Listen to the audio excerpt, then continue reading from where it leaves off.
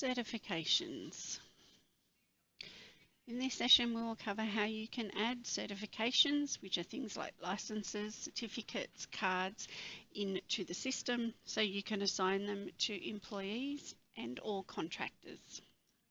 You will need to have the user role of certification manager to be able to come in and add these into the system. From your home screen, we come here to Certifications Manager. If you're anywhere else in the system, you can also access that from the Tools drop down up the top here and go to Certifications Manager.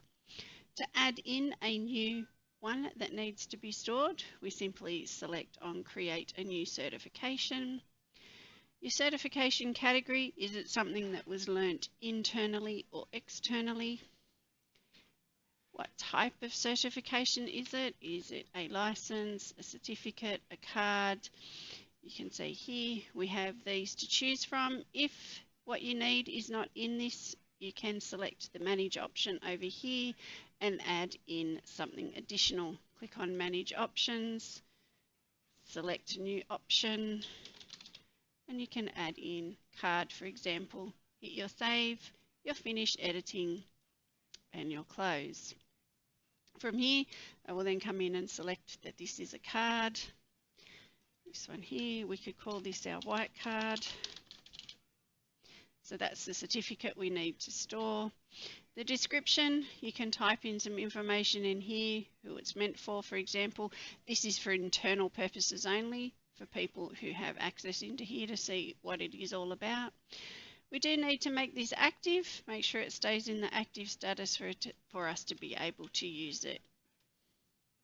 The certification owner is just the person within your organisation that could be the contact person or the person who has to look after this particular certification.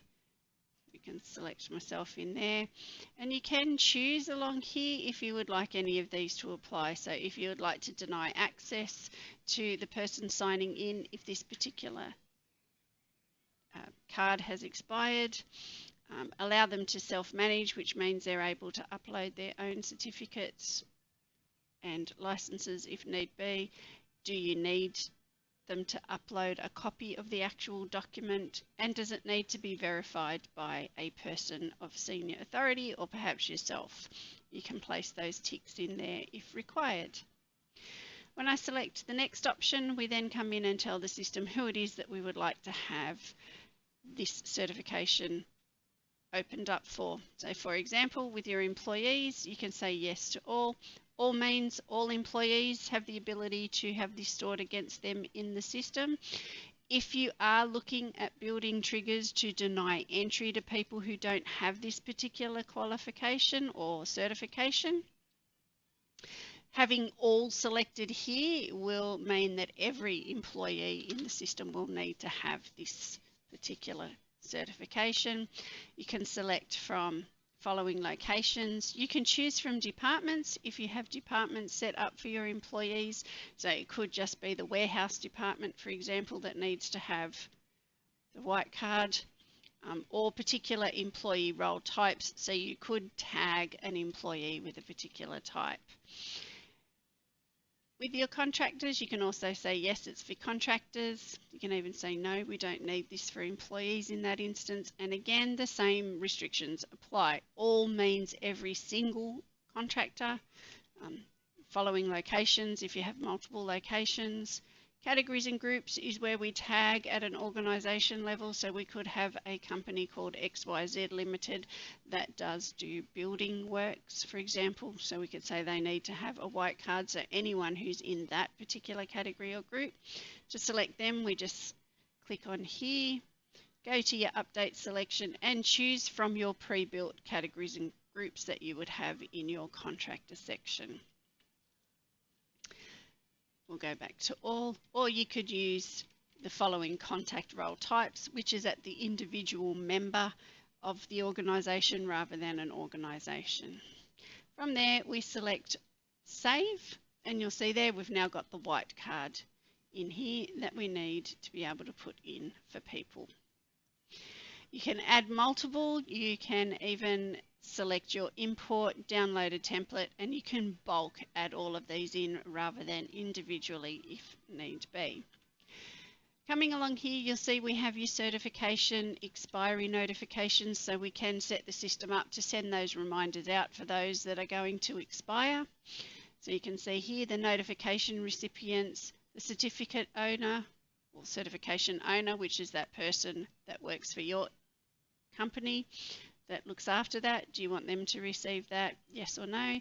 Do you want the holder or the person who has that particular certification to receive an email from the system? You can say yes. And you can also have a particular certification manager if you wanted to select just that one person that looks after all of them. When we select Save and Next, we then go in and tell the system how soon and how often we want those reminders to be sent out. So 30 days before expiry, or we can choose one of the other options on here. Your second and final reminder, what you choose from here depends on the option that you've selected above.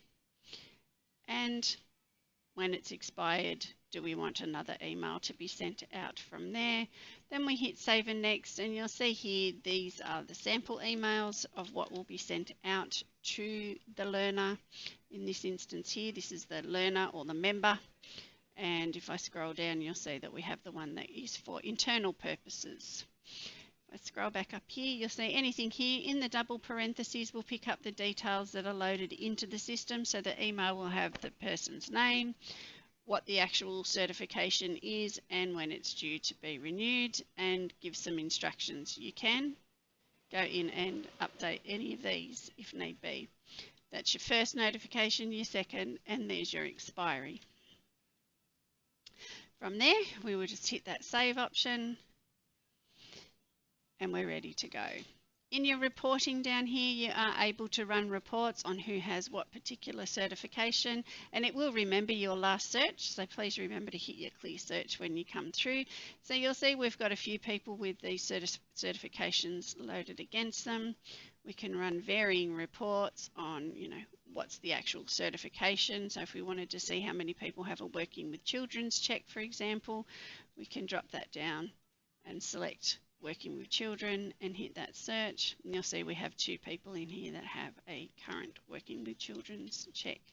You can also run reports on what's going to expire today, tomorrow, this month, next month, or you can put in different dates in here, and you're also able to export all of these reports out onto a CSV file.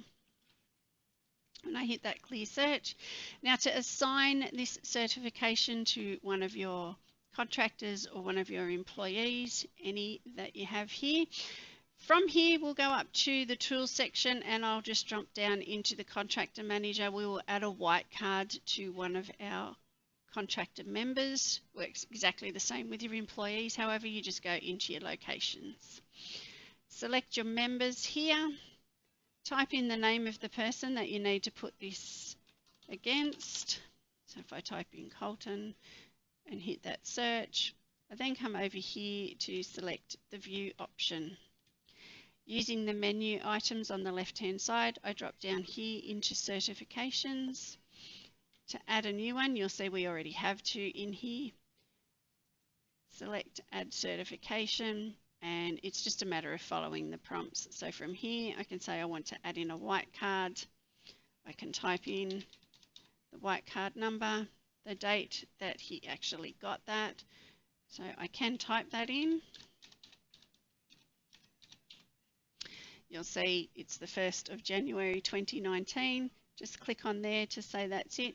Now a white card in New South Wales actually doesn't expire, so I can leave that as open if it does have an expiry. However, I can type that date in here or use one of those hyperlinks here. I am also able to click here, and I can drag and drop a file in if I need to store an actual copy of the certificate. I then select Save and Close, and you'll see under Colton's profile here we now have his white card details stored as well. If we'd added a document in, you'll see that we would have a number 1 here, just like we have with the others. If you've selected that these need to be verified, you'll see here that we ticked for the vaccine certificate. Somebody needed to see and verify that this was correct. So you can see I can not verified or verified that. So I'm able to come in, that's verified, it's been checked, and everybody knows that's okay.